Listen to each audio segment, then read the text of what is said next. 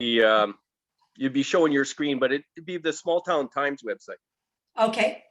Where, all right. Did you get my email with the story? I sent you an email this morning. Was it this morning? Yeah. Cool. I haven't looked, so Okay. I will get started right now. So, yeah, good morning, everyone. Good morning. Morning.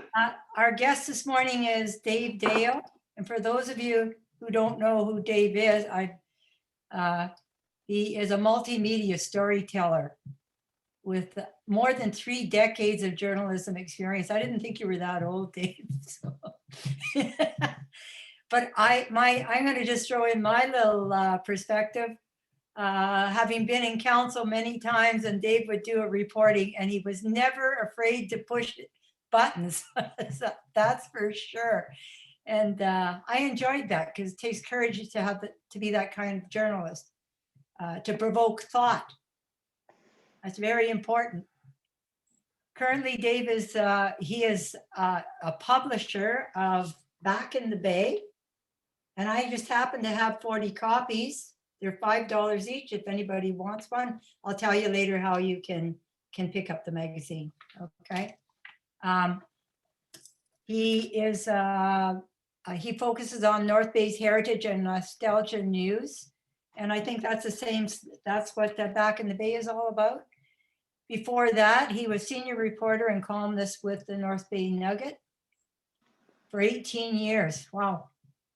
Which followed a 7-year tenure as managing editor of the Anishinabek News, 1993 to 2000.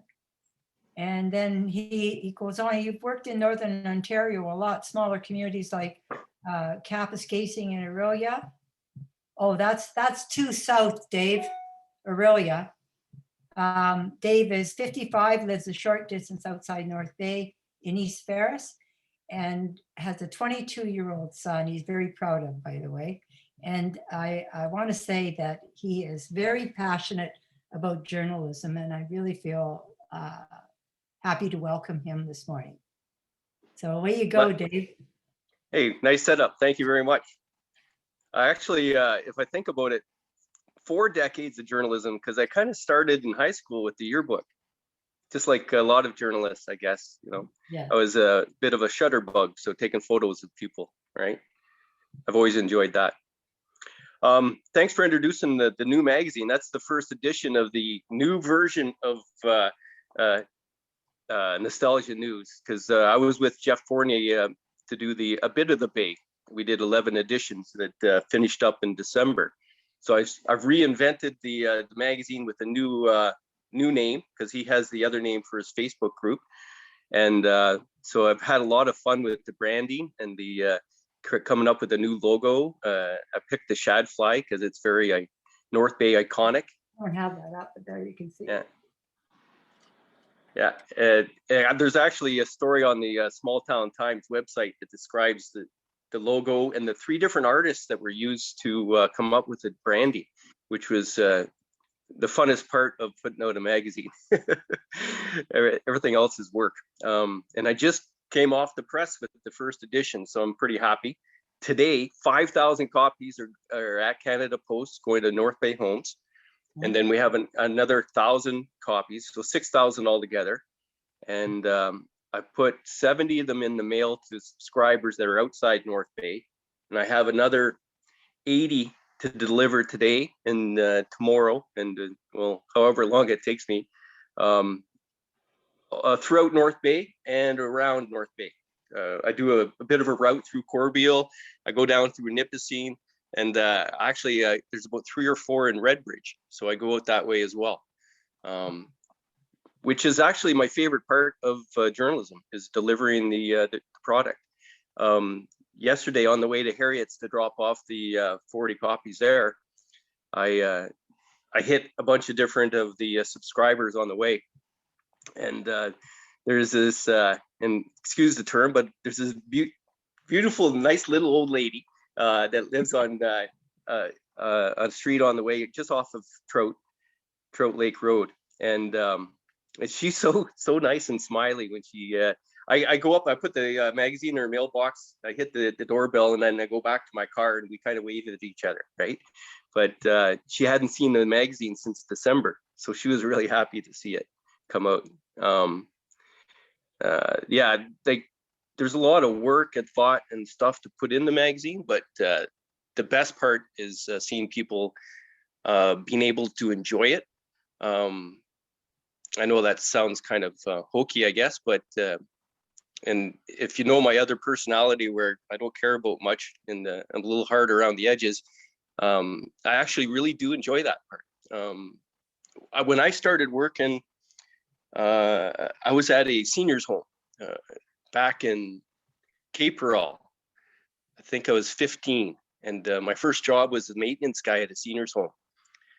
And you get a feeling right then when you work for a place like that of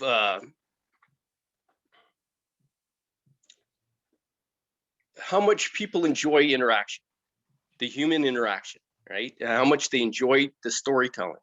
I used to drop by there on my way downtown to parties and play cards with the ladies at the seniors home. And if you can only imagine me at 15, I was probably, bright-eyed and bushy-tailed, but I really enjoyed that.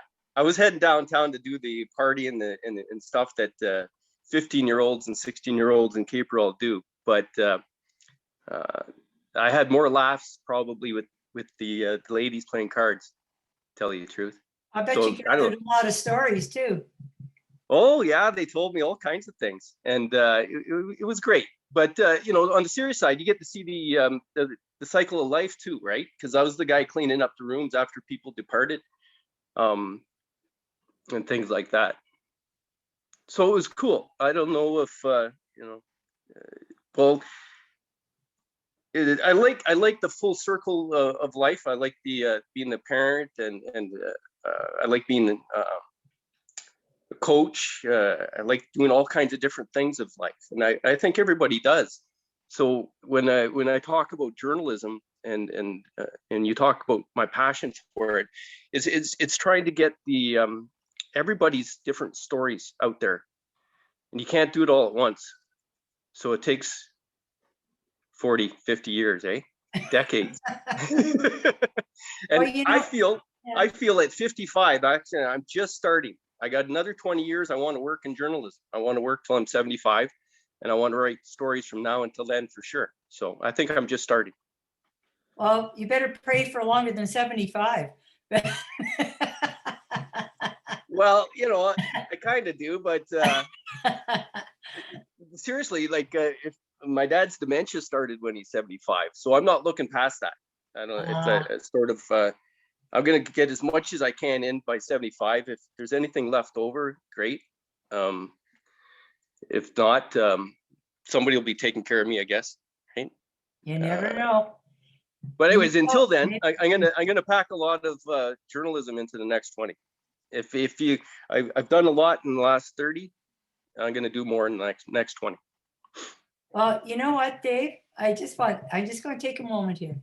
There's a lady on our that's here right now. So we're 47 altogether.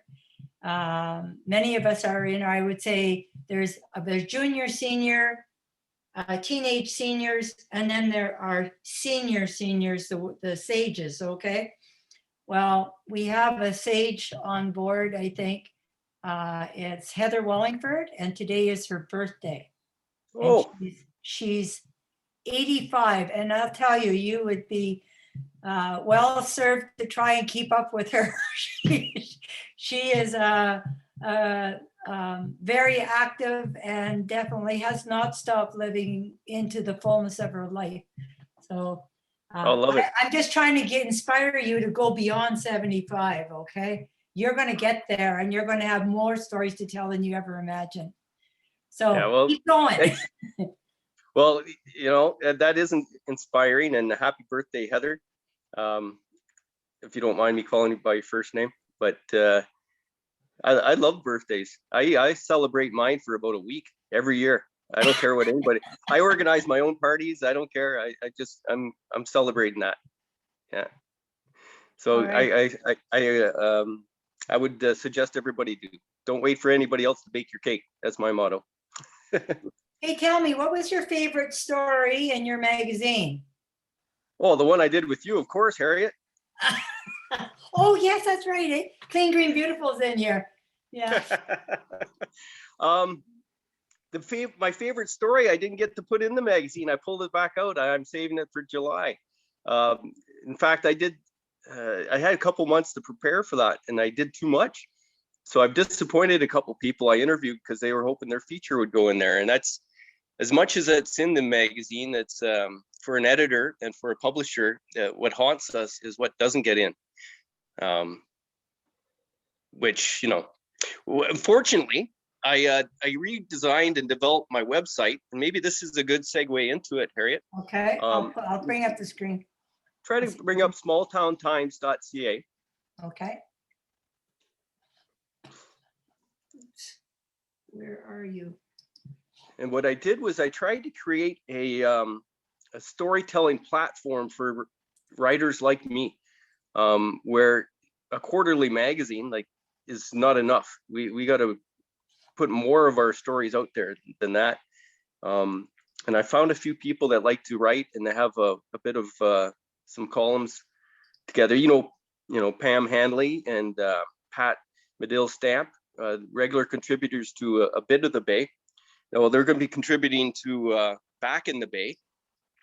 And so I created this website here, and if you scroll down, you'll see that there's 6 of us with our big square blocks down there. I think there's 7 blocks, and I'm adding a couple more writers as they come aboard. But I'm going to host their work so that they can share it.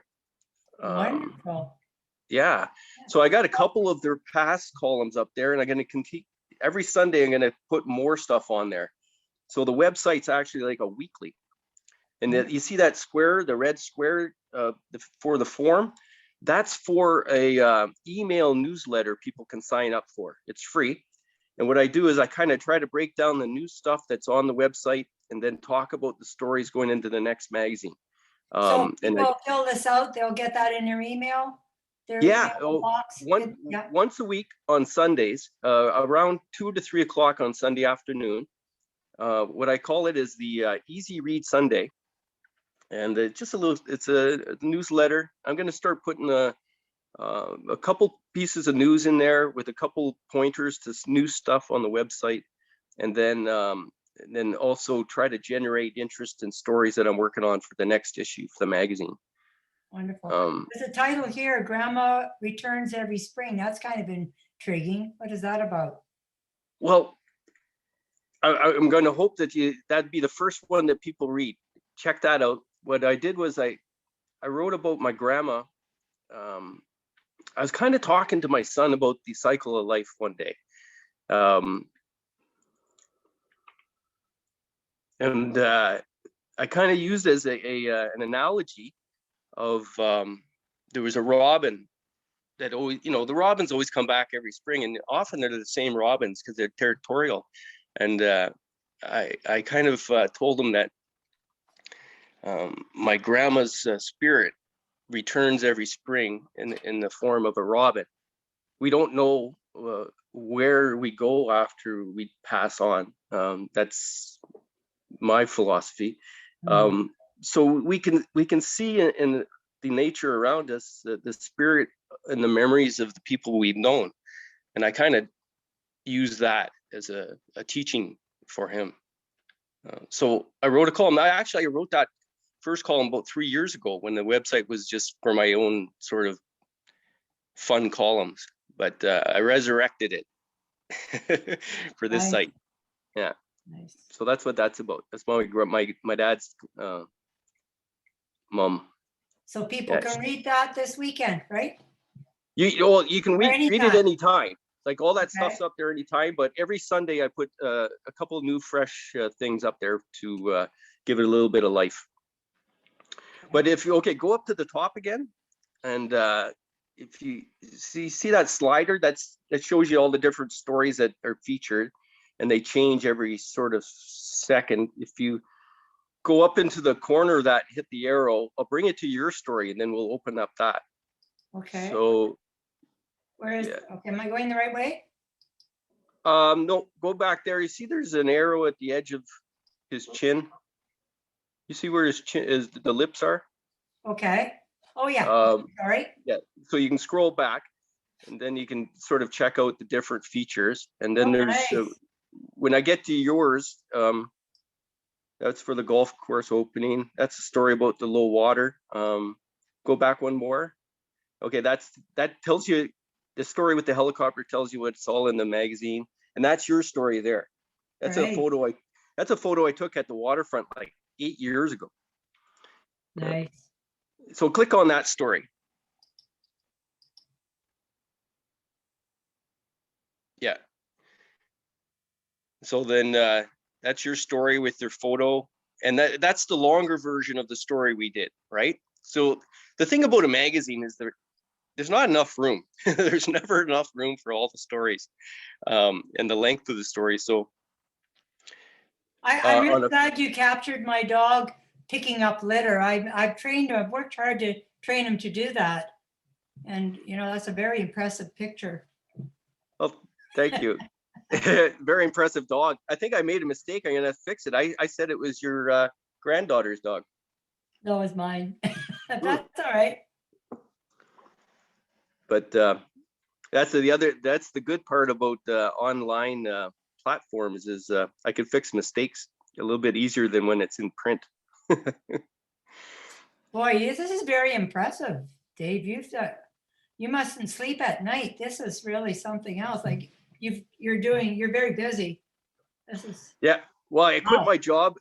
Over the winter I was working for Bay Today. I'm not sure if you noticed, but I was writing stories for Bay Today, and that the Nugget was reprinting them because I was part of this federal program to share news of small towns outside the big centers.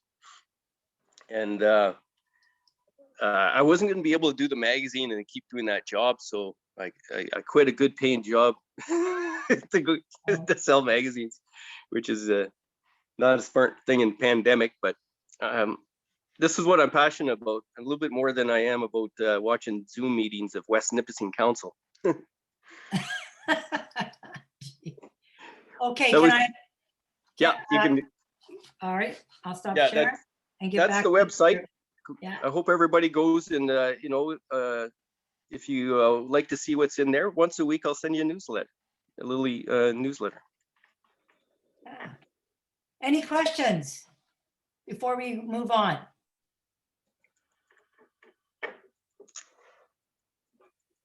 Not yet.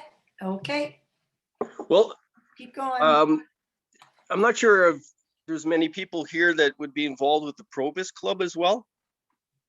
I think there are a few people. Yeah. March 3rd, I did a presentation on the evolution of journalism, and I did all kinds of research with it. I interviewed Colin Vesna, and I interviewed Bill Kennedy, who was the publisher of the North Bay Independent when I was there in 1989. So we talked. I had some great discussions, and journalism has a long history, of course, but the interesting part is how it hasn't really changed much. The evolution is kind of hard to describe. There's two things I want to impress upon you on the evolution of journalism is that we're still telling stories and trying to get eyeballs, and either we're charging the reader or we're charging the advertiser to connect, right? And it's always been about that. It's always been, but the economics of it has changed, and the mass media part of it has changed. Because the first newspapers and newsletters were actually for the rich that could afford them and were educated so they could read them, right? It wasn't until there was enough people educated to read that it became a mass media thing, where the benefit was the numbers of eyeballs rather than the elitism of the eyeballs, where you wanted to communicate to the people that could afford whatever you're writing. And when you look at the evolution of journalism, you really can't say one thing is better than the other, because it always depends on what the reader is willing to put up with, what the reader wants, and what the reader of that era is interested in. Like that never changes. It's sort of the paradigm is that the market dictates what's written, not necessarily what's said, but the topics and the subjects and the tone, and sometimes it's shaped to be delivered to the people the way they want it, right? The Mick News era of Fox News, USA Today, where you boil it down and give it away in little tidbits, but it's very, politicized. That's just a symptom of what society was willing to take. If you think about it, the diets and the nutrition and the knowledge of health in the 60s and 70s is what created the 80s of journalism. Like, it was people gave up on quality, were willing to settle for mass production and cheapness, and that's what you ended up with. That's where we are today, really. It's a bit of a race to the bottom, because that's what the masses were willing to do. And until recently, I think, has been a new energy and re-energized sort of thought of the same thing as where you restrict your diet, and you eat good foods now, and you exercise for a purpose, and you take on projects that are healthy psychologically and emotionally, as well as for your own good and to benefit you and whatnot. So more of a holistic approach to your life.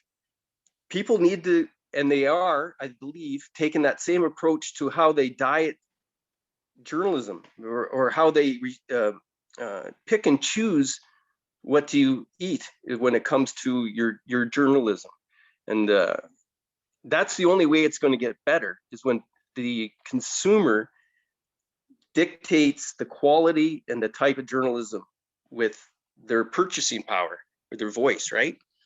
I say that as a very cognizant, and this is part of the plan, is that's what I want to do with the magazine, is to make it a high enough quality that it ups the level of what people are willing to accept. Quality writers like Pam and Pat and others who are actually, have something to offer as far as their past experience goes, rather than people that are writing just for emotional kicks and for political points, right? And you can still. Sorry, Dave, I want to ask you a question about that. Yeah, please do. Okay. Do you think there's I think there is, but I wonder how you feel about this. And you're saying there's a movement away from this, creating these monster cities and monster publications, and or a big corporate publishing, to more of an independent community, smaller community based kind of journalism. Is that what you're trying to say? Well, yes, in a way, and some of it's dictated by the change in technology, and what's changed the game, the landscape of journalism is with the internet, right? Mm-hmm. What's happened is that the monopoly on advertising that created the mass of professional journalism that has allowed people to make, and some media empires to grow, has been fractured and marginalized, sort of like everybody's chasing money all over the place instead of being able to concentrate it on a product and the quality of the writers. Like, there was a real heyday of journalism in the 70s, where they were making money hand over fist so they could afford to hire the best and the brightest, and they did really good journalism for a while, and people were making careers. But that started ending with the a couple waves of economic cycles, beginning in the 80s, then in the 90s, the recession, and then the consolidation of the media empires, which unfortunately we've become a stockholder type society. So what dictates changes in corporations is profit, right? More so than long-term profitability, like steady stuff. Long and slow type growth in corporations is now all quick, annualized. And so they started throwing bodies and retiring the experienced and the veteran journalists out the window to get cheaper and, to reduce the budgets. And that went right into the 2000s. And then the tsunami of the internet swamped the media companies. They don't know how to handle it. So it is actually breaking down. My career is actually a really good parallel for the evolution of this type of the journalism. I went from working for corporations and large media companies to putting out my own media company, basically, a small little fragmented one, but one with, set purpose in the market that I'm looking at. It's all going to be like that. You're going to have a lot of different smaller media to choose from. I actually have a pretty good reading list. I should share it with you, and maybe I'll do a story like that, where I've gone through all the different sources of media, different organizations, groups, and whatnot, and I pick and choose what is I consider quality journalism and quality writing and whatnot. And I only look at the mainstream stuff to keep sort of up to date on the news, of course, but the real heavy lifting of the journalism where they do investigative stuff is being done in pockets. But you got to find those pockets of quality, right? Give us an example, Dave. Well, for example, please. I know a lot of people watch CNN and Fox and stuff like that for their American news, but I actually get my American news through what's called National Public Radio, NPR. It's the American CBC. And I can send you a link to the newsletter I get. So every day I get a newsletter from them that tells me what stories they're done or working on. But it's done through, they're really concerned of having a good reputation, right? They're a public type of entity where they subsist on donations and fundraising. They've been doing it for 50 years. Wow. Actually, they just celebrated their 50th year. I think they started in 71 doing radio coverage of protests over the Vietnam and whatnot. Anyway, so that's where I get my American news. And then there's this other one, it's called the Norwell. It's just starting up. It's out in the West Coast. They started, they're mostly environmental, but they've turned it into a bit of a collective. I'm not sure if you're familiar with it, but no. They do some really good work, and they've started to gain a little bit of mass and acceptance. And they do pieces on that Site C Dam in BC, where they're just pouring billions and billions into this destructive environmental embarrassment, really, for no good economic reason. So they went right in there, and they know how much public money is being poured into this dam that's going to create power for businesses that are capitalizing on it.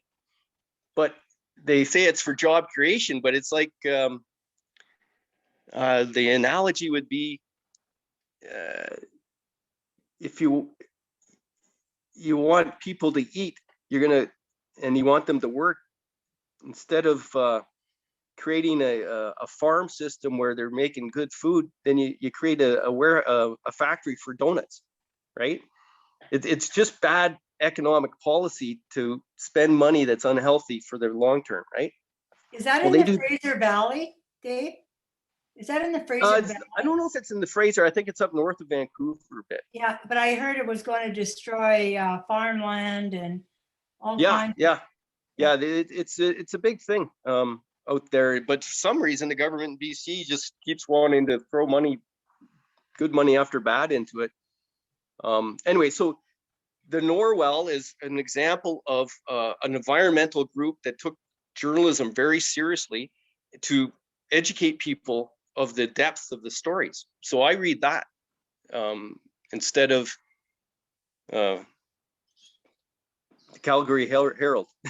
You know what I mean? Yeah. And you know, there's nothing wrong with the mainstream does good work here and there, and it's important, but these emerging professional journalistic pockets, you have to go look for them. You got to find them. You got to find people that, like, I get my reading suggestions from people that do this as well.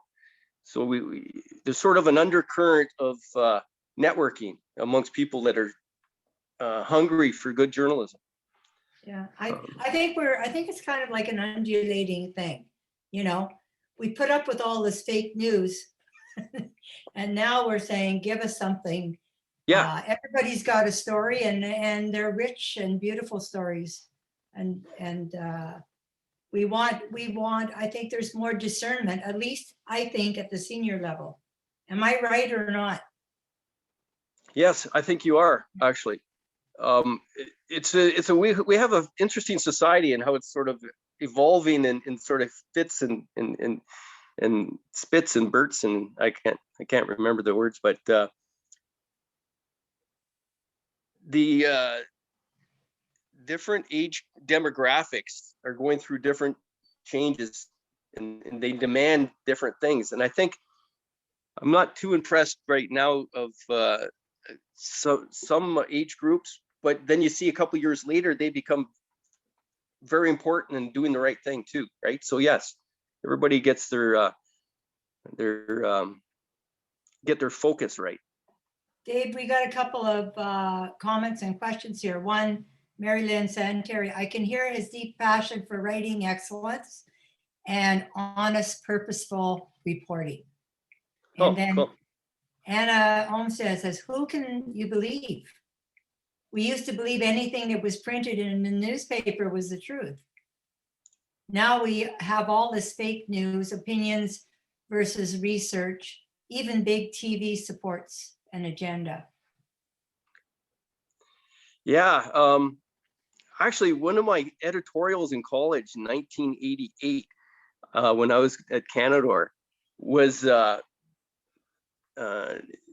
don't believe what you see in the media, right? I've always been an advocate of media literacy and not trusting what people say on just because they said it. And in fact, the more somebody says something, the less I trust them. And I want to look further into what other people think of what that person says. And I want to look deeper into that person to see where they're coming from in their character. Because you really, like, I've never really trusted the first thing I see. I've always read 3 or 4 different newspapers to see a little bit more, because each one has a good thing in it, but they don't have there's no real truth, is my motto. The truth evolves, and it depends on how many more facts you can find, right?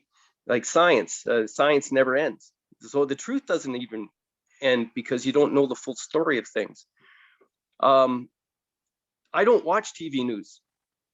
I haven't watched TV news for 25 years. I find it very depressing, partly because I see them acting, and what they're doing is they're pretending to take a stand, and their delivery, just everything about it is made up. It's Hollywoodish, it seems to me.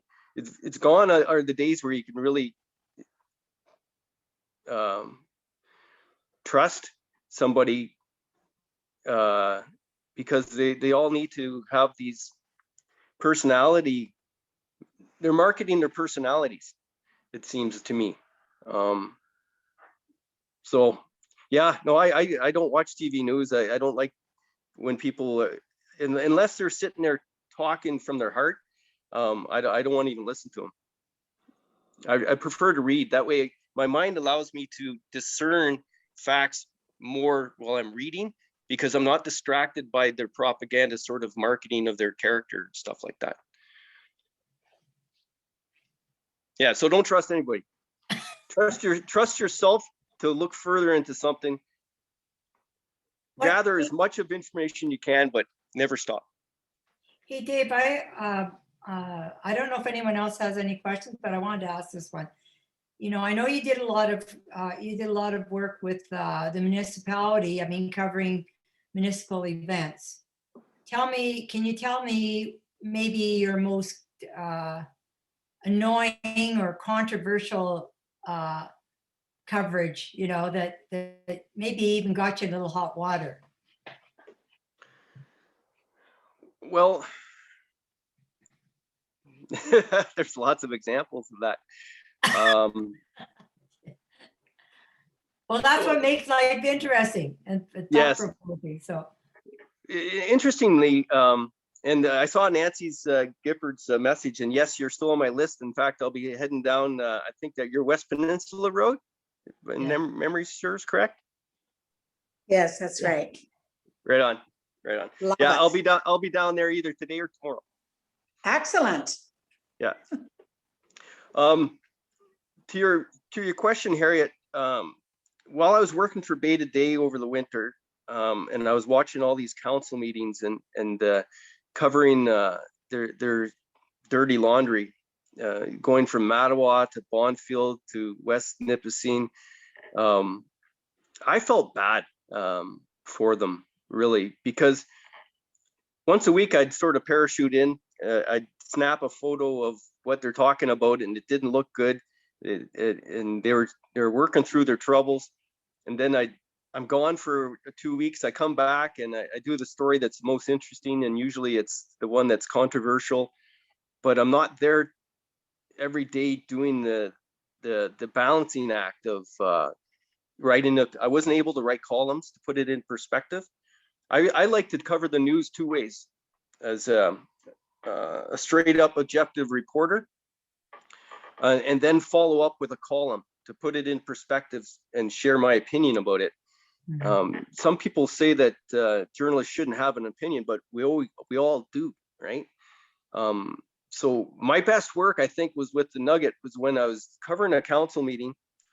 I was writing the hard news story and balancing it with the different situations, and then I'd follow up, like, even though I had an opinion going into the story, and then I formed more of an opinion after hearing the counselors talk, and then evolving that opinion after I did more research from what they said, I'd write that first story and try to balance it out, even though maybe I didn't agree with the person who had the win, who was winning that particular debate or whatnot.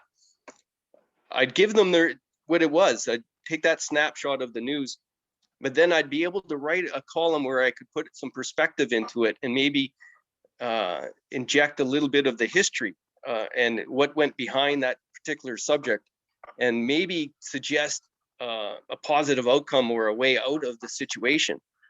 And I think that balanced things a little bit better than a balanced story. But I wasn't able to do that with Bay to Day, so I ended up, because the federal program that they were paying me through wasn't allowing opinion journalism.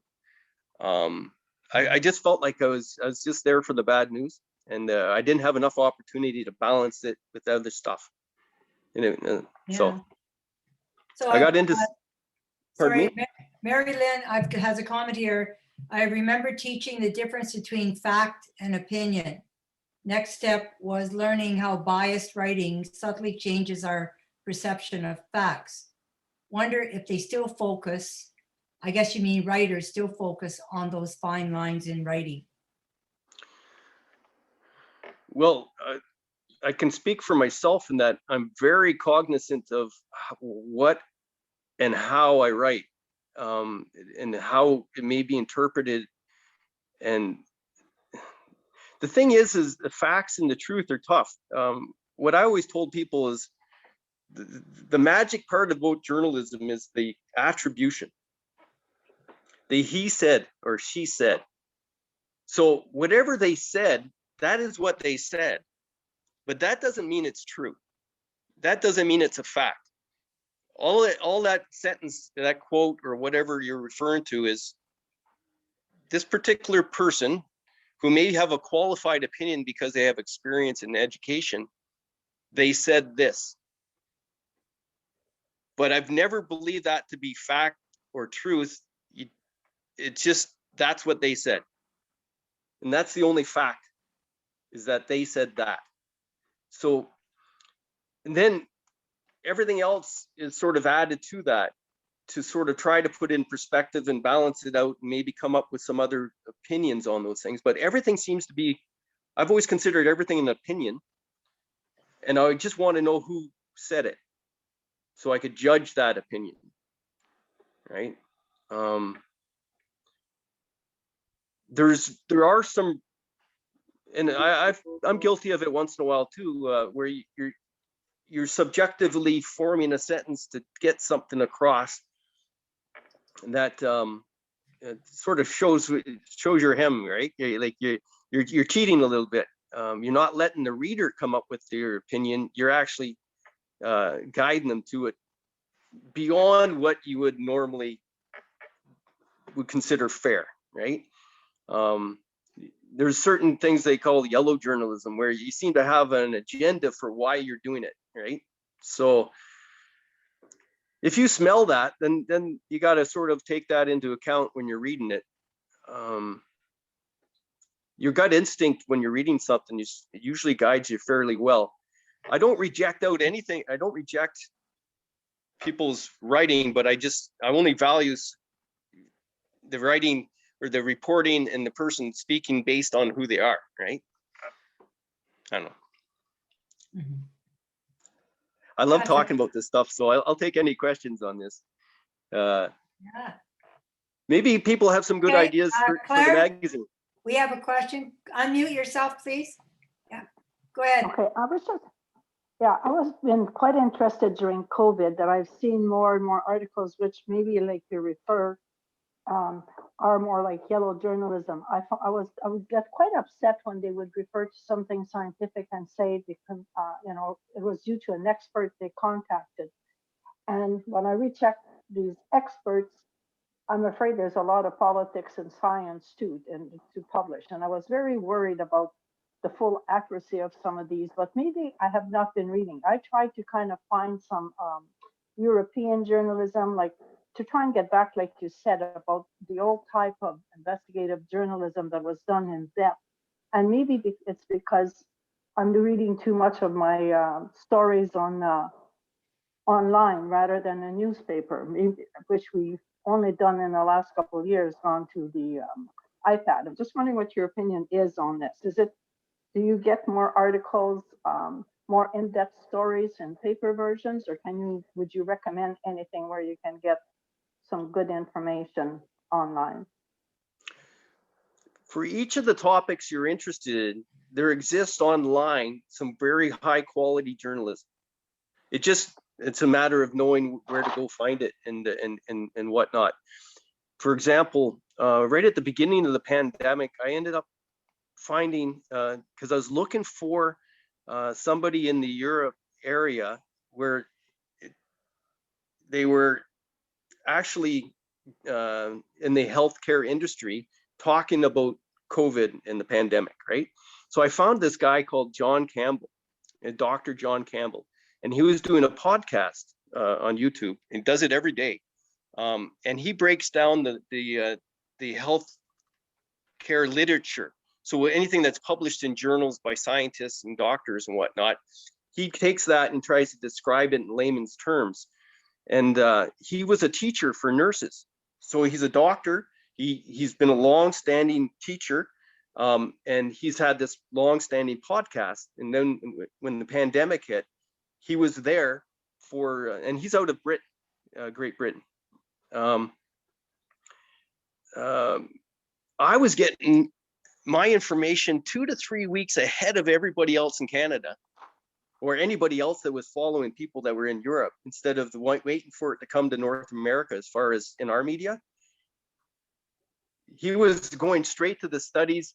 He was breaking them down. He was talking about the issues like vitamin D, the need for fresh air, ventilation, how viruses actually spread, the fact that it was closer to an aerosol than a surface spread virus. he had that information last spring. So it does exist. It does exist out there, and you don't need it in the print form. But the thing about print form legacy journalism is that it's structured to have editors and fact checkers and whatnot. The new online journalism is like write it, throw it up. You don't have that. Like even for my magazine, I don't have 3 editors like the old Nugget used to have. Like when in the 90s and the beginning of 2000s, we had 3 different editors basically look at something before it was published. Now it goes up, nobody looks at it. It looks like like nobody's looking at it. So it's a first draft, right?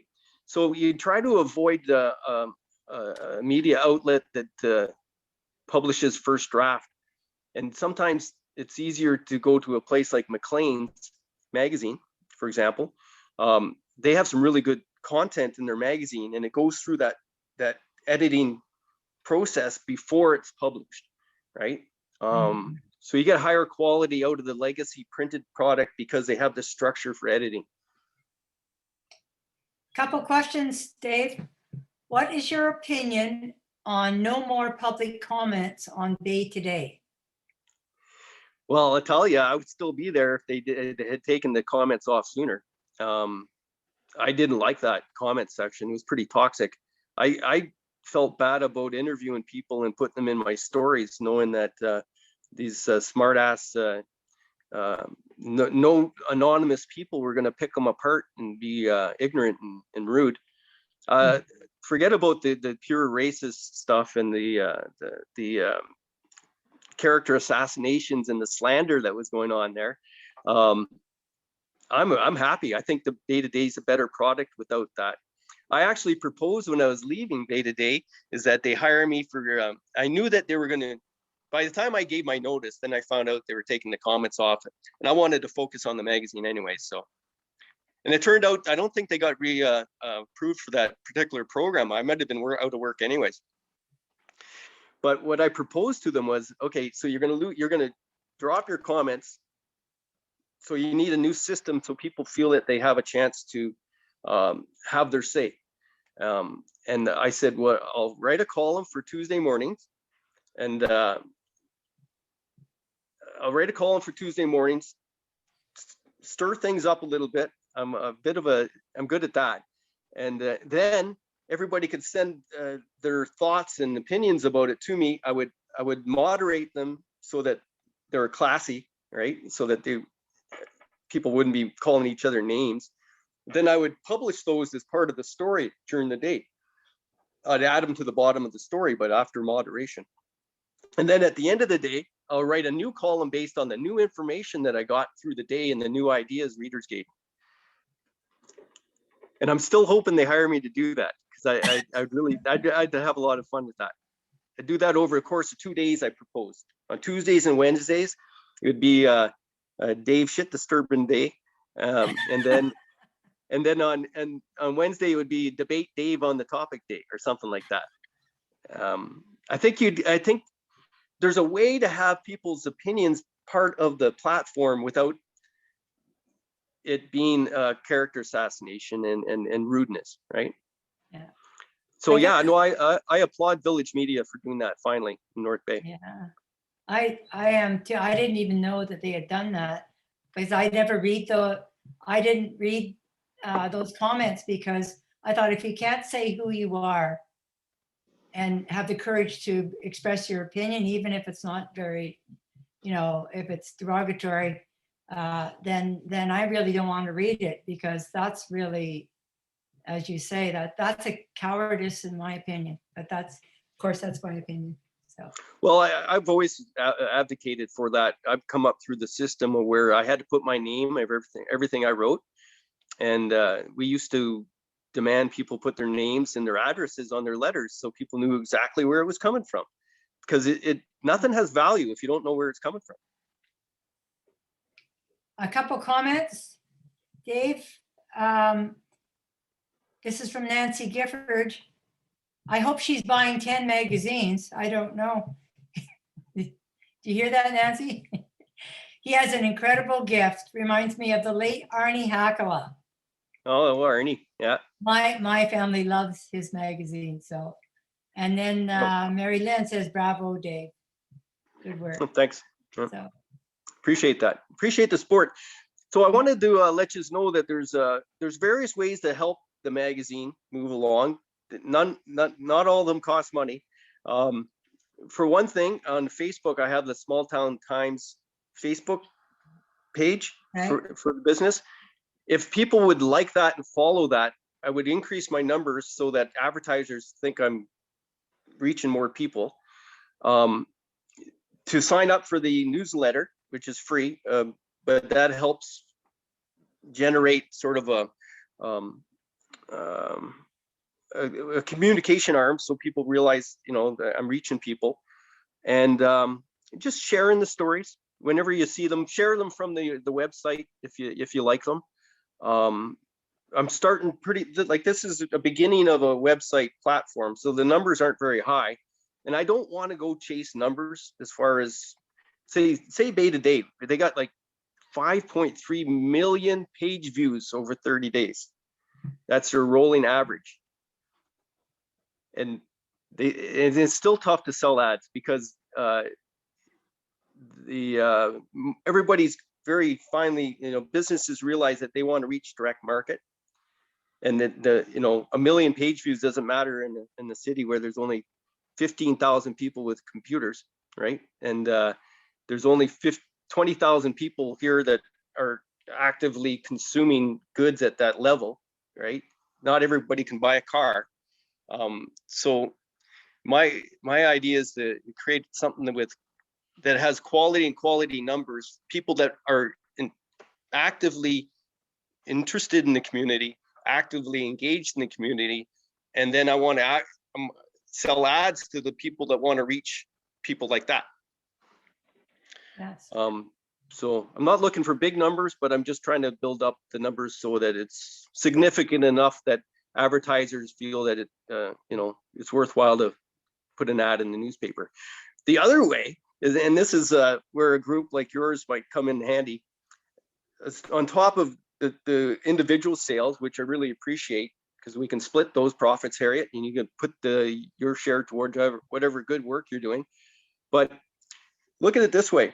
If I got 30 people to buy a $30 subscription, that's $900. That could sponsor the charity ad every month in the magazine, right? So I donated a charity ad spot to show you sort of what it's capable of doing, Right. and a bit of a networking, working together thing. But wouldn't it be great to have an ad that you can control the message on every month, but it's based on the fact that it's supported by subscribers that are specific to your group? Nice. That's a pitch. That's a good pitch. I know. We'll talk about that. Yeah. Yeah. Nice. Any parting words, Dave? Or are there any questions? Anyone? I'll take one more last question if they have it. That'd be great. Sure. Other than that, I really appreciate the opportunity to speak to everybody today. I'm glad for those that are subscribers and anybody that buys a copy. But just generally support good journalism wherever you see it. That's my closing message. None of it's done for free. If you want good journalism, you need to support it with $1 once in a while, right? Yeah. It's just the And way it is. I think I was, it's $5, and I'm going to, I'll talk to the team leaders and see if we can figure out how to get these magazines to you just without betraying the COVID restrictions. We'll see how we can do that. But Dave, Okay. thank you so much. This has been really enriching for all of us. And you've given me some links and ideas that I'm going to pass on to the membership, and I definitely will do my best to get your 40 magazines out for sure. Okay. I'm just about, I think I'm going to confirm today that Pine Hill should be carrying them, but I haven't, Bob and I have been missing each other, but I'm pretty sure we'll be able to sell them out of the Pine Hill coffee shop. Out in Corbeil here at Jerry's, my mechanic, Tim Voye, he's selling them. The bait store on a highway in between North Bay, where the old canoe shop is. There's a bait store. They're a new advertiser. They'll sell them. They're going to be at the museums, but they're not really open, right? And I haven't approached Allison's again, but I will. So I'll update that with your group if you don't mind, Harriet, and let you know where Sure. they are available. Yeah, I but could have that. I'll get to my 40 first. Yeah, well, I'll Okay. give you a few days to sell what you got. How's that? Okay. Thank you so much, Dave. Thank you. It's been very informative. Really. Thank you. Thank you really very much. Thank you. So Anne's on board and we're heading for Zumba. Zumba, I call it. And Harriet, it's Heather. yes. I'm still in shock actually at your over generous comments, but thank you. That was a beautiful birthday present. Oh, you are so welcome.